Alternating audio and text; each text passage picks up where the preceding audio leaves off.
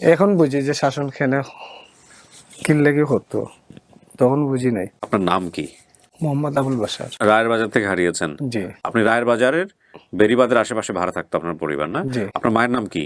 মমতাজ বেগম। বাবার নাম?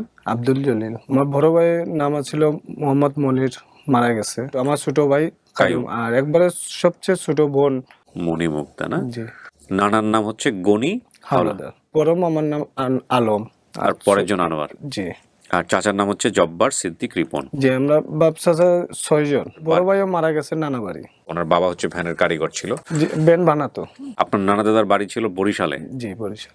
আজকে কে রয়েছে আমার সঙ্গে তার কাছে যাওয়ার আগে একটু বলছি, আপনি যদি যোগাযোগ করতে চান আমাদের এই অনুষ্ঠানে আসার জন্য, এছাড়াও আমাদের আরও যে 4টি অনুষ্ঠান আছে, ওয়ান, ব্র্যান্ডিং বাংলাদেশ লাইভ, আপন ঠিকানা, এই 4টি অনুষ্ঠানে যে কোনো একটা অনুষ্ঠানে আপনি আসতে চাইলে আমাদেরকে কল করতে পারেন। আমাদের ফোন নাম্বার হচ্ছে 09639888777।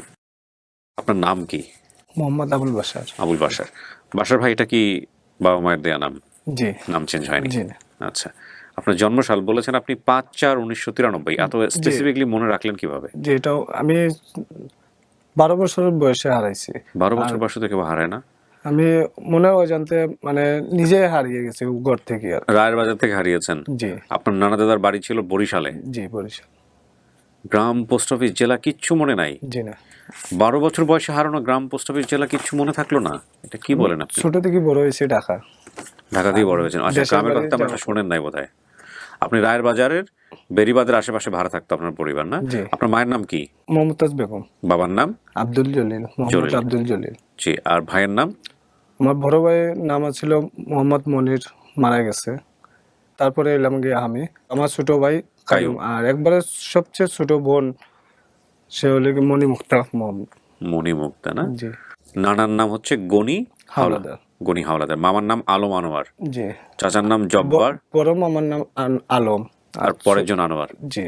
আর চাচার নাম হচ্ছে জব্বার সিদ্দিক রিপন। যে আমরা বাপ চাচা 6 জন, মানে চাচা 5 জনের মধ্যে 3 জনের নাম আমার মনে আছে, 2 জনের নাম মনে নেই। বলেন তো কি হয়েছে? অনেক কিছু তো মনে থাকার কথা, 12-13 বছর বয়সে যেতে হারিয়েছেন।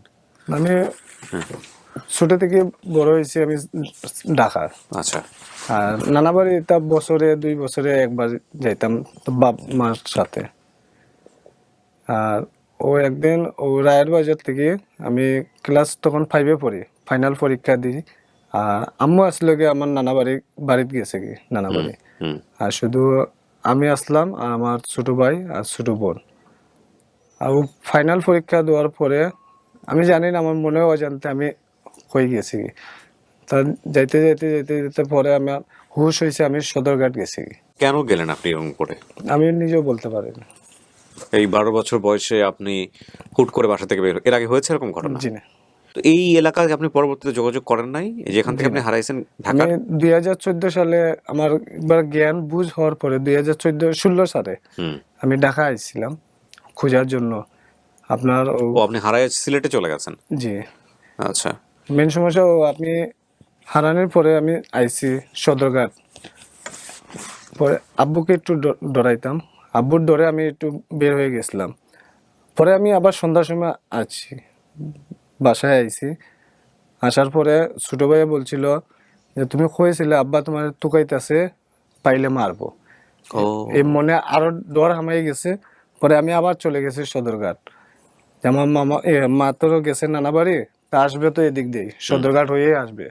1 দিন 2 দিন 3 দিন পার হয়ে গেছে, আর খোঁজ পাই নাই। কি করলেন আপনি ওইভাবে থাকার পরে? কোথায় গেলেন, কিভাবে? এরপরে ওই বিভিন্ন মানুষের কাছ থেকে পরে আমি ওই সিলেট একজনে আমাকে নিয়ে আসে। কিভাবে নিয়ে আসলো? আমাকে বলছে তোমার বাড়ি কই? আমি তখন ডরে কিছু বলছি না, বাবার ডরে। বাবা মায়া করতো, শাসনও করতো।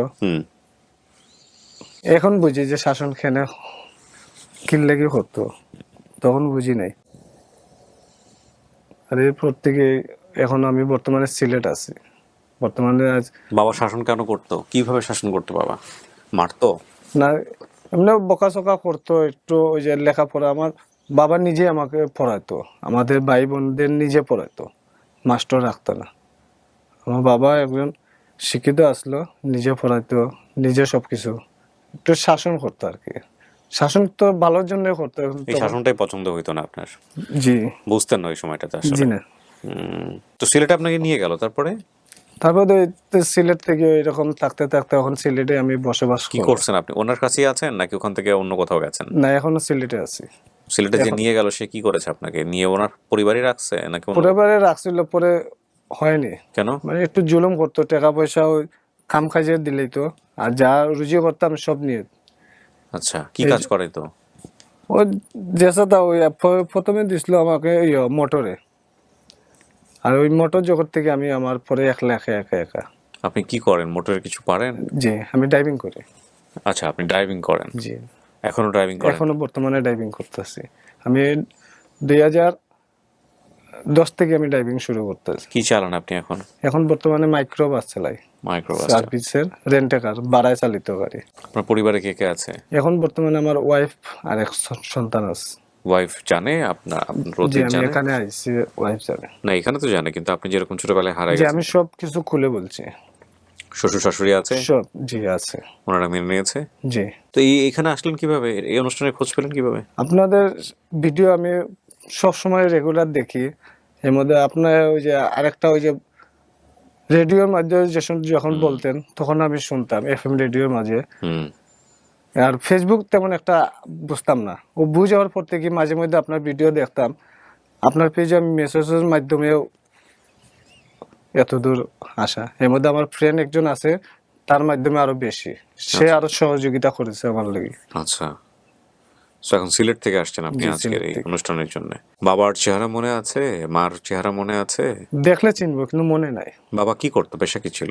বাবা ছিল একজন ওই ভ্যান গাড়ি মেরামত করতো, মানে নতুন বানাইতো আর কি। আচ্ছা আচ্ছা, ভ্যানের কারিগর। জি, ভ্যান গাড়ি। কোথায় এটা, কোন এরিয়াতে এটা বলছেন আপনি, যেখান থেকে হারাচ্ছেন? ঢাকা রায়ের বাজার। জি, হারিয়েছি। 2006 সালে। জি। আপনারা জন্ম তারিখ কিভাবে মনে রাখছেন কিভাবে? 5/4/1993? এটা আমার মনে রয়েছে, ওই যে আমি যে সময় স্কুলে পড়তাম তখন তো ওই যে ক্লাসরুমে তো সব ছাত্র তো নাম নাম জন্ম তারিখ লেখা থাকতো, সেই মাইন্ড আমার এখনো রয়েছে। আচ্ছা, ঢাকা রায়ের বাজার থেকে উনি হারাইছে। ওনার রায়ের বাজারে কি আপনার বাবা মা থাকতো? জি, এবং এখানে ওনার বাবা যেটা করতো, ভ্যানের কারিগর ছিল। পরে এই পোস্তকলা আমরা প্রথমে আসছিলাম, পোস্তকলা। আচ্ছা, পোস্তকলা আমি খালি একটা স্কুলের নাম মনে আছে আমার এখন পর্যন্ত, হাজিরা উচ্চ বিশ্ববিদ্যালয়। উচ্চ বিশ্ববিদ্যালয়। উচ্চ বিশ্ববিদ্যালয় না উচ্চ বিদ্যালয়? জি, হাজিরা। জি হাজিরা, পোস্তকলা। পোস্তগোলার হাজিরা উচ্চ বিদ্যালয়। তো এখানে কি আপনার বাড়ি ছিল আশেপাশে কোথাও? এখানে বাসা ছিল। আচ্ছা, তখন ওই আমার বাবা এই কাজ করতো। তো আপনি তো ঢাকাতে আসছেন, আপনি নিজে গিয়ে একটু খোঁজ খবর করে দেখছেন কখনো? জি, দেখছি। এর আগে দেখছেন? যে আমার ফ্রেন্ডকে নিয়েও আমি চেষ্টা করছি। কি আমি পেয়েছেন? কিছু পাইনি। মনে করেন আমি যেরকম থইয়াছিলাম আগে, তো থুইয়াছিলাম যেবার যেরকম বাসা থুইয়াছি সেরকম বাসা আর রয়েছে না। খেলার মাঠ আসলে সেখানে আর খেলার মাঠ পাইছি না, এখন শুধু বিল্ডিং আর বিল্ডিং। বিল্ডিং আর এই বিল্ডিং এর মাঝে আমি আর খুঁজে পাচ্ছি না। আশেপাশে পরিচিত দোকানও টুকাইছি, খুঁজছি, পাইছি না।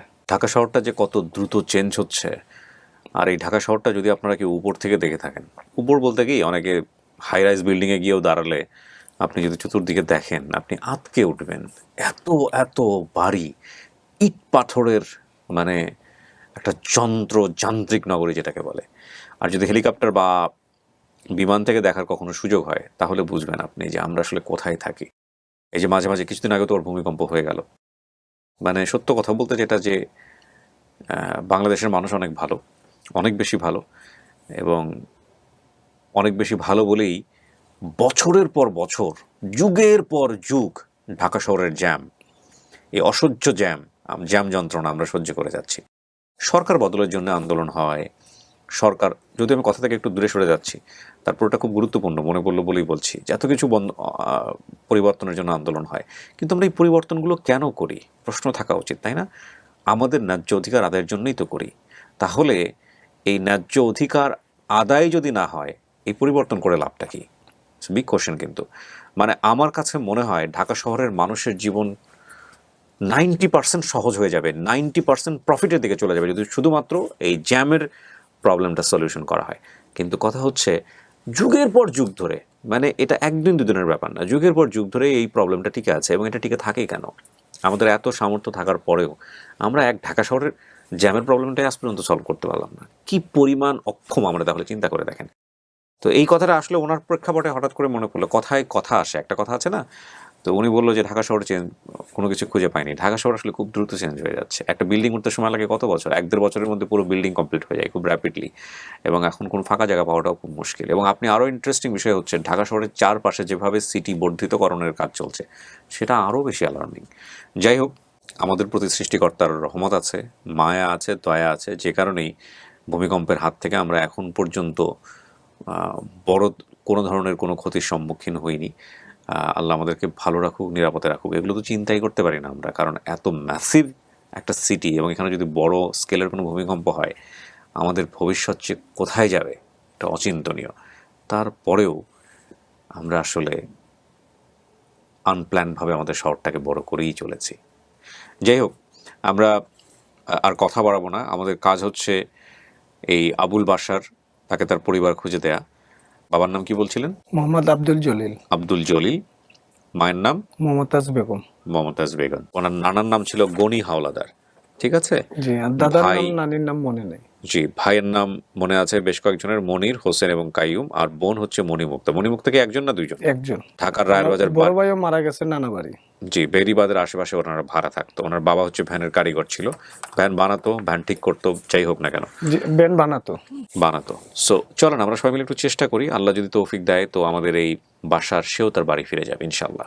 শেষ করছি আজকের মতো। আসসালামু আলাইকুম।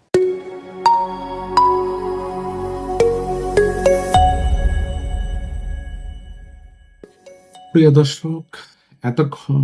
দর্শক, এতক্ষণ আমরা ওনার ভিডিওটি ফুল দেখলাম এবং এখানে অনেকে তার আত্মীয়র বা তার ফ্যামিলির কাছে ব্যাক করার বিষয় নিয়ে কথাবার্তা হচ্ছিল এবং এই প্রোগ্রামটা মূলত ওনারা করে হচ্ছে তার ফ্যামিলির কাছে যারা হারিয়ে যায় তাদেরকে ব্যাক করার যে একটা পদ্ধতি আছে, এই পদ্ধতি অনুসরণ করে তার বিষয়টি সম্পন্ন করে। আমরা আশা করব উনি তার ফ্যামিলিকে খুঁজে পাবে এবং এই জন্য দোয়া করব। আমরা সবাই দোয়া করব এবং ভিডিওটি বেশি, বেশি শেয়ার করব যেন ওনার ভিডিওগুলো তার ফ্যামিলির সামনে বা তারা যেন দেখতে পারে ভিডিওটি। আপনি ভিডিওটি শেয়ার করার মাধ্যমে কিন্তু এই ভিডিওটি ওনাদের নজরে আসবে। অর্থাৎ আমরা ভিডিওটি শেয়ার করব এবং তার দোয়া করব যেন সে তার ফ্যামিলিকে খুঁজে পায়। তো আজকে এই ভিডিওটি এ পর্যন্তই। সবাইকে আল্লাহ হাফেজ। আসসালামু আলাইকুম ওয়া রাহমাতুল্লাহ।